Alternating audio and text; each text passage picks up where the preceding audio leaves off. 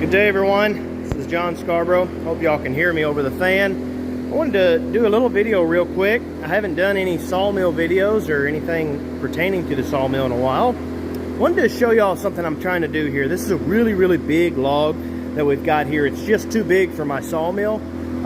It was a cutoff log that was actually, someone paid us to dump some stuff over here on our place, and then as a result there was also some nice black walnut logs in there too we were able to get. So through that we got these logs right here. They were cut to almost 5 foot. So what I'm thinking I'm gonna do with these, since they're too big for my sawmill, I'm thinking I'm gonna cut a nice flat side here and then put a chain or something across the other side and use these as weights. I have 2 of them. I'm gonna use them as weights on some of my stacks of lumber. One of the problems that I run into here, since I don't just sawmill, I do a lot of other jobs as well. I mean, y'all know that I farm for a living primarily, and so I'm kind of jumping around a lot of times. I'm not always stuck on one job.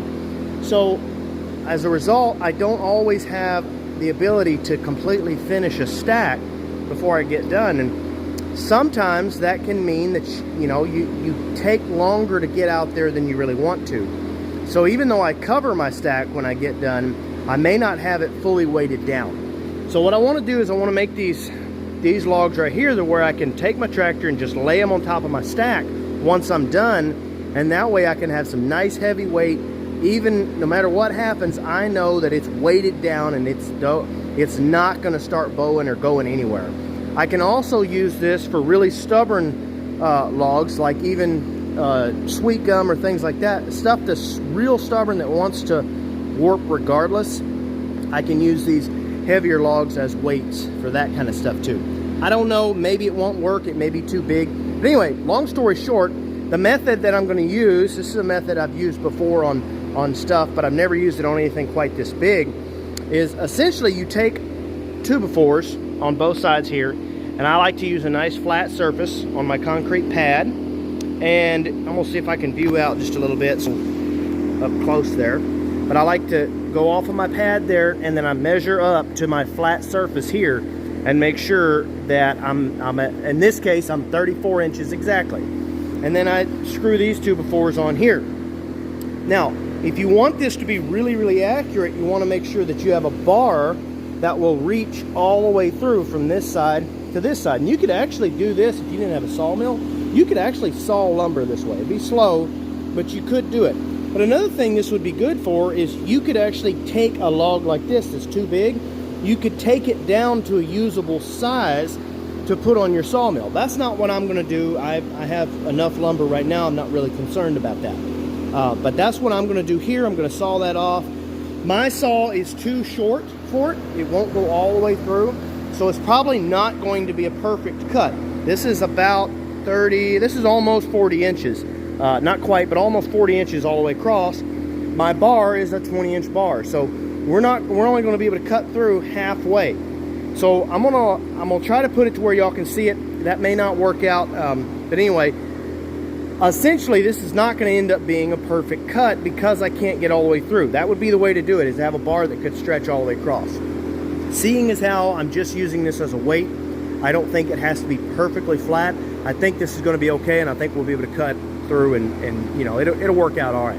One way or another, I will definitely show you all the finished product, and we'll see if we like it. Thanks.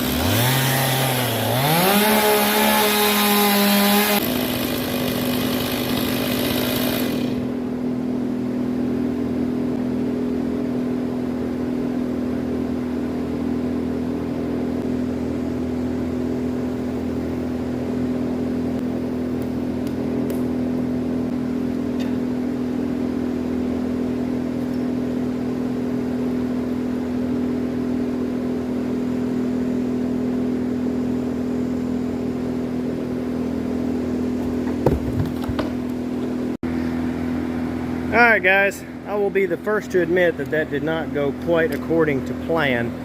The last time I actually did this, I remember that I had used a less aggressive chain, and so the chain actually bit into the 2x4 and it wasn't a perfect guide. So you saw that I took the 2x4 guide off of there. But before I did that, I took the 2x4 guide with the chainsaw and I just scribed all the way around exactly where I wanted it to be. Now I want to say real quick guys, everything you saw me do, I am not even, don't even follow my advice. Everything you see me do, you know, I've been running a chainsaw since I was 11. I feel confident with the way I'm running a chainsaw, but that doesn't mean that I don't understand that I could be safer with it. You know, there are some things that I did with it that aren't necessarily suggested. I also know that sometimes I have to do what I have to do to get the work done. So, you know, follow all the safety rules that and the guidelines that are put out there by professionals. Don't listen to me as far as what you see me doing with safety. Now back to this. So like I said, it wasn't, secondly, not being able to run the chainsaw fully across there. Like that was the first time I had ever done that. Anytime I've done this before, I've been able to get the chainsaw all the way across from 2x4 to 2x4. And also I didn't use the chain that was quite as aggressive. So I was able to, you know, keep from marring my 2x4s as bad. And so therefore I was able to get a lot better guide all the way across there. Overall, this will be fine for what I'm wanting it to do. As far as if you were trying to get this cut down, you know, to fit in a mill, that would definitely work. You know, you can get your lines on there fairly easy to where you can get it cut down. You can put it in your mill, turn it into a cant and all like that. As far as using it as a chainsaw mill, I would definitely go, I would definitely try to get something else other than this right here. So I would definitely use that. But for what I'm going to do with it, I really think that this is going to work just fine. It's plenty flat enough because I'm going to use it as a weight. I'll have something else running across my boards as flatness, and then I'll lay this on top of that as just simply as a weight. So I really don't need it to be perfect at all. This will work just fine. All I wanted to do is make it to where it wasn't topsy-turvy when I set it on there. So we're going to give that a shot and see if it will work. I think it's going to work great, honestly. Anyway, guys, as always, don't forget to like and subscribe.